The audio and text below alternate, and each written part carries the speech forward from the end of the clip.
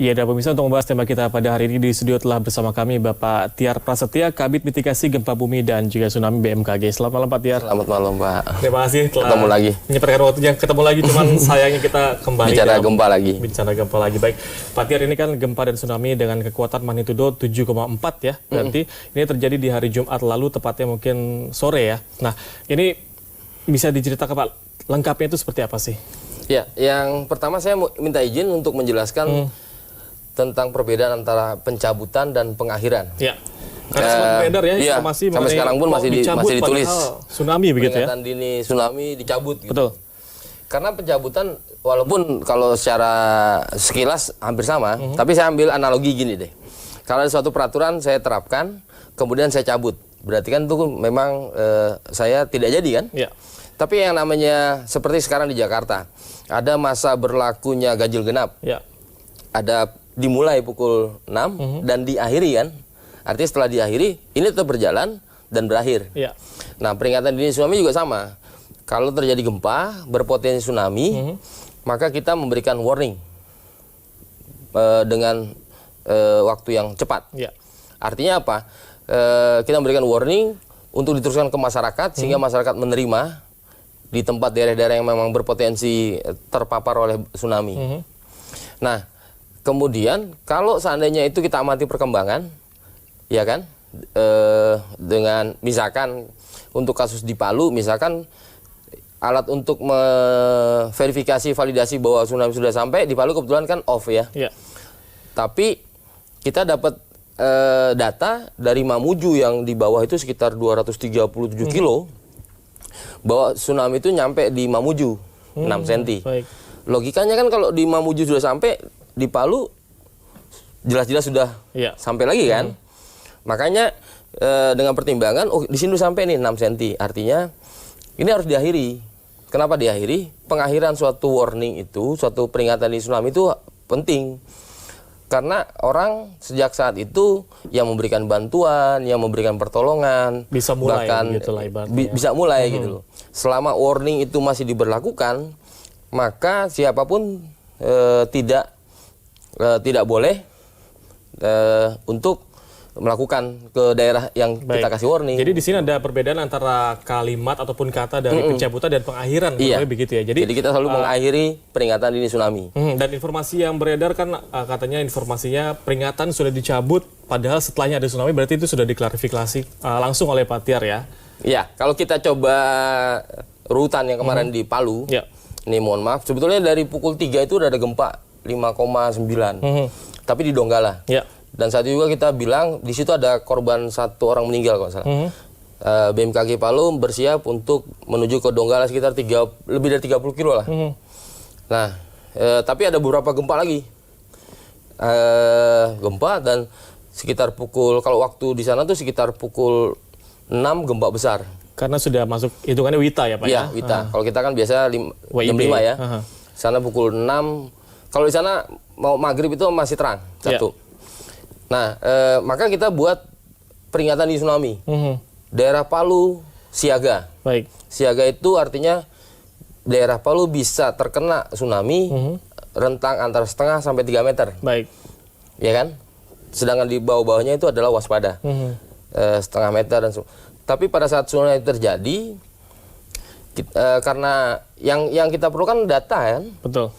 Data yang mencatat tsunami itu sampai di pantai adalah tide gate. Tide gate yang di Palu off, nggak kita bisa akses. Off ini kenapa sih Pak sebenarnya? Apakah memang kendala dari alatnya atau ada masalah teknis atau gimana? Jadi kalau INATWS, Indonesia Tsunami Early Warning System itu kan sebuah konsorsium ya. Banyak lintas instansi. Kita bagi tugas. Jadi kalau untuk pengamatan seismik, pengamatan gempa, itu BMKG. Seismograf, aslograf, itu kita pasang BMKG. Kalau pengamatan pasang surut di pantai, itu BIG peralatannya. Tapi datanya di-sharing ke kita. Gitu ya. Berarti ketika itu datanya tidak sampai, kurang lebih begitu? Iya, ya kita yang sampai di kantor kita off. Iya. Mati kan. Nah, karena di Palu mati kan kita nggak tahu dong. Artinya kita harus berdasarkan data, based on data. Tapi data tide gate yang ada di Mamuju yang jaraknya 230 km malah sampai setelah pukul 18.27. Ya. Berarti sekitar setengah 7 kurang. 18.07 waktu sana ya Pak ya? Iya, setengah 7 kurang. Tercatat tuh 6 cm. Artinya Mamuju kan di bawah. Kalau kita lihat petanya nanti. Itu baik. Palu bisa sudah sampai kan? Sudah terjadi. Walaupun terjadi kalau terjadi tsunami itu sudah terjadi. Baik. Nah, maka itu kita akhiri. Masalahnya pada saat tsunami terjadi kan orang nge-shoot video. Jadi ya kan? akhirnya kurang tapi informasi nggak lengkap gitu ya. Di-uploadnya pada saat kita sudah pengakhiran tsunami. Jadi seolah-olah tsunami diakhiri, video baru muncul nih. Padahal kalau kita lihat videonya kan masih terang. Ya. Padahal di sana sudah cukup gelap gitu. Kita akhiri tsunami itu udah 6:30 udah gelap. Baik. Kurang lebih gitulah. Oke, tahan dulu Pak Tiar komentar Anda karena pemirsa kami sudah terhubung dengan Kepala Humas BNPB Bapak Sutopo Purwonugroho. Selamat malam Pak Sutopo. Ini bagaimana kondisi saat ini di wilayah Palu?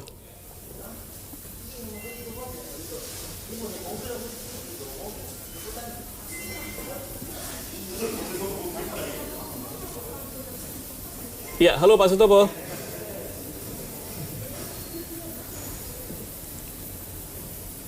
Suaranya pelin, Bang. Halo? Pelan. Ya, baik. Bagaimana kondisi saat ini lebih tepatnya di wilayah Palu, Pak Sutopo? Halo?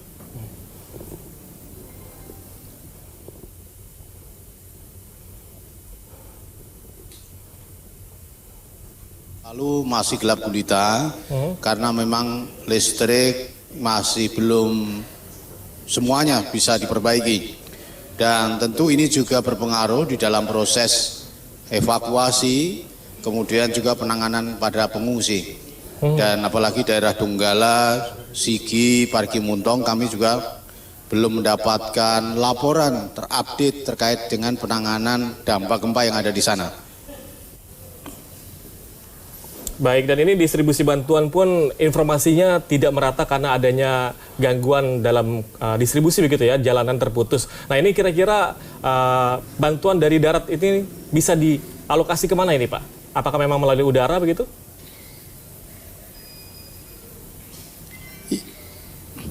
Ya, ketiganya. Jadi dalam hal ini pasokan bantuan logistik itu menggunakan pesawat, dalam hal ini pesawat Hercules. Logistik banyak juga dibelanjakan di Makassar, kemudian diangkut menggunakan pesawat Hercules ke Palu. Kemudian ada juga yang menggunakan jalur darat, ada juga yang menggunakan jalur kapal. Dan semua upaya tadi ditempuh. Kalau kita melihat dari hari ke hari, bantuan memang terus berdatangan. Dan tentu saja setelah tiba di sana ya kita distribusikan. Tadi pagi kita membagikan logistik yang ada kepada para pengungsi. Dan masyarakat pengungsi juga tertib, mereka tetap antri kemudian dibagikan. Memang ketersediaan logistik yang ada saat ini belum mencukupi untuk memenuhi kebutuhan dasar bagi para pengungsi maupun bagi masyarakat yang terdampak di sana. Sehingga kita masih memerlukan waktu dan kita terus mengirimkan bantuan baik oleh pemerintah, kemudian dari NGO, organisasi masyarakat, relawan, dunia usaha juga terus mengirimkan bantuan logistik yang tentu saja kita sesuaikan dengan kondisi yang ada di sana. Artinya daerah-daerah mana yang memang terdampak parah, yang belum mendapatkan bantuan dan sebagainya. Selain itu perbaikan-perbaikan darurat juga terus dilakukan, seperti untuk listrik, kemudian juga penyediaan bahan bakar, kemudian juga untuk jaringan komunikasi, itu menjadi salah satu prioritas di dalam penanganan darurat saat ini. Dan proses evakuasi kita lakukan, kita lanjutkan, dan tadi juga pemakaman jenazah yang sudah teridentifikasi, meskipun banyak yang identifikasi dilakukan secara sederhana, difoto wajahnya, kemudian juga ciri-ciri tubuh yang khas di sana difoto, yang kemudian untuk memudahkan dalam proses identifikasi berikutnya. Dan pemakaman massal disiapkan di TPU Paboya, Kota Palu. Jadi itulah prioritas penanganan darurat yang dilangsungkan pada hari ini. Baik Pak Sutopo, ini ada beberapa warga yang memang telah diungsikan ataupun ke Jakarta. Apakah memang nanti ini akan bertahap atau bagaimana Pak proses mengenai pengungsian ini?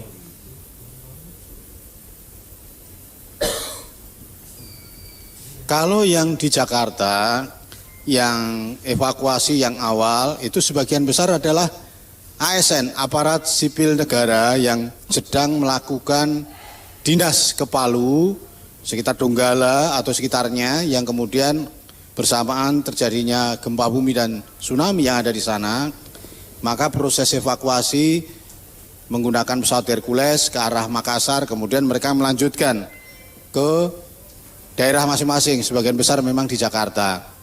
Jadi itu yang terjadi, dan dalam hal ini prioritasnya adalah memang adalah ke ASN yang berasal dari luar wilayah Palu, juga bagi orang-orang yang sakit atau pasien yang sakit yang dievakuasi.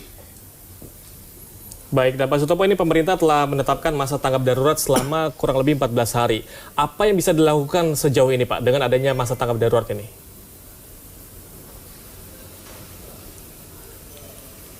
Ya, dengan adanya status tanggap darurat, maka dimungkinkan, ada kemudahan akses.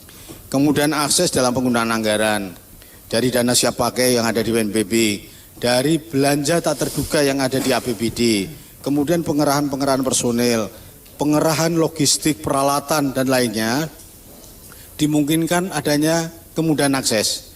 Dan dengan kemudahan akses tentu penanganan menjadi lebih cepat, karena administrasi yang dilakukan pun tidak menggunakan pola-pola normal.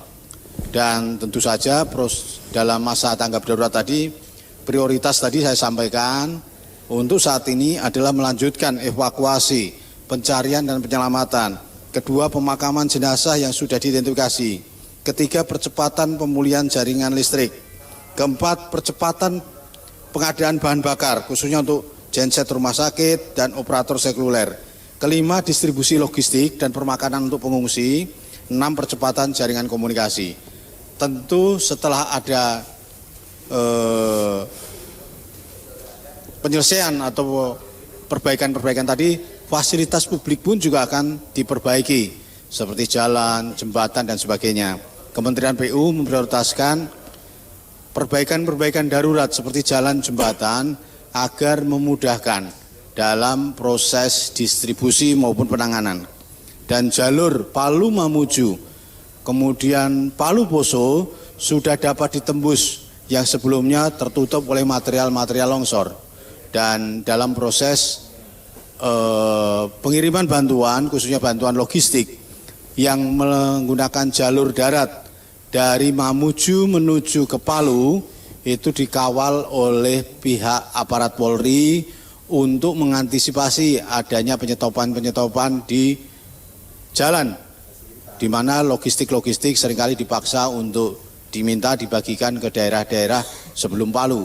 Karena memang faktanya bencananya ini cukup luas, terjadi di Palu, Donggala, Sigi, Parigi, Muntong, ternyata juga di Mamuju Utara juga terdampak. Dan data sementara 1 orang meninggal, ratusan rumah mengalami kerusakan, dan mereka juga memerlukan bantuan, baik logistik, tenaga medis, obat-obatan, kebutuhan-kebutuhan dasar bagi masyarakat yang terdampak gempa. Baik, terima kasih banyak Pak Sutopo, Kepala Humas BNPB telah bergabung bersama kami di Newsroom Today. Baik Pak Tiar, kita lanjutkan perbincangan. Ini informasinya kan banyak sekali buoy ataupun alat pendeteksi di tsunami ini yang rusak ya Pak ya, bahkan sejak tahun 2012 lalu. Ini bagaimana mengenai hal ini Pak sebenarnya? Ya, yang tadi saya bilang, INATWS itu suatu sistem dan suatu konsorsium melibatkan beberapa instansi. Kalau BMKG khususnya memang dalam pemasangan alat pemantau gempa itu kita pasang, ada sekitar 165 pemantau yang kita pasang dan kita operasikan. Tapi dengan pemantau tsunami, dengan instansi yang lain, pemantau gelombang yang di laut, buoy dengan instansi yang lain. Nah ini juga artinya di luar kewenangan kita juga kan. Baik. Tapi yang saya tekankan adalah gini. Saya selalu menekankan adalah sebetulnya bencana itu bisa dikurangi korbannya kalau kita bisa melakukan langkah-langkah mitigasi. Mitigasi itu adalah upaya yang dilakukan dan dipersiapkan baik sarana, prasarana, tindakan untuk mencegah timbulnya korban, baik korban harta, jiwa, Seperti pada apa saat itu, Pak? bencana terjadi. Mitigasinya yang baiknya. Siklusnya kan gini, kalau bencana kan ada 3 siklus. Sebelum terjadi bencana, pada saat terjadi bencana, sesudah Setelah, terjadi bencana. Kalau gempa juga sama. Sebelum terjadi gempa misalkan, kita harus ngapain? Kita harus mengenal gempa, misalkan kita harus mengenal daerah kita, lingkungan kita, kemudian bangunan-bangunan juga harus tahan gempa. Ada beberapa di Lombok bangunannya kan hanya tidak slow, juga mudah roboh dan tanah di sana sangat labil, sedimen mudah. Ini yang harus kita, kalau kita udah persiapkan latihan bagian penyelamatan diri. Kalau ini sudah menjadi habit, pada saat gempa ini sudah banyak bantu berkurang. Baik. Nah, langkah-langkah yang dilakukan pada saat gempa juga harus tepat dan cepat. Misalkan, Jadi bisa lebih diakomodasi begitu iya, lebih tidak panik, baik. menyelamatkan diri yang tepat. Misalkan kalau gempa daripada kita berbondong-bondong lari keluar ruangan, malah itu lebih celaka. Alangkah lebih baiknya, karena gempa itu biasanya tidak berturut-turut gitu. Paling 20 detik sampai 1 menit. Jadi ada langkah-langkahnya kurang lebih gitu ya. 20 detik pertama itu yang bisa menyelamatkan kita. Kita melindungi kepala dan leher kita, yang penting badan kita itu dulu. Baik. Itu seperti itu. Mungkin terakhir Pak Tiar, ini kalau ada alat yang bisa mendeteksi atau buoy tadi ya, ini sebenarnya jangka waktu berapa lama Pak bisa mengetahui adanya tsunami? Dan kira-kira setelah adanya bencana ini, bentuk evaluasi apa yang akan dilakukan BMKG? Buoy itu hanya, bisa kan ada peringatan dini tsunami ya. Buoy itu mencatat apakah ada perubahan tekanan dan tinggi muka gelombang di laut gitu. Ya. Seolah-olah kita perpanjangan mata di laut lah. Kalau memang itu terjadi perubahan, maka kita yakin bahwa tsunami sudah terjadi dan akan merambat atau ke kita. Kurang lebih berapa lama menitnya Pak? Atau bisa berapa hari atau bagaimana? Itu sangat tergantung. Kalau di rata-rata sih sekitar 30 menit, tapi ada 30 beberapa menit. pulau terluar kayak Mentawai bahkan Palu, pada saat terjadi gempa itu hitungan menit. Baik. Tsunami itu bisa sampai ke pantai. Baik, terima kasih banyak Pak Tiar. Iya, Kita sama-sama. tadi lanjutkan lagi informasi. Baik, dan sama-sama. pemirsa, ini pawai obor Asian Para Games 2018 berlangsung meriah di Jakarta. Lalu seperti apa kemeriahan pawai obor tersebut? Informasinya akan hadir usai jeda berikut ini.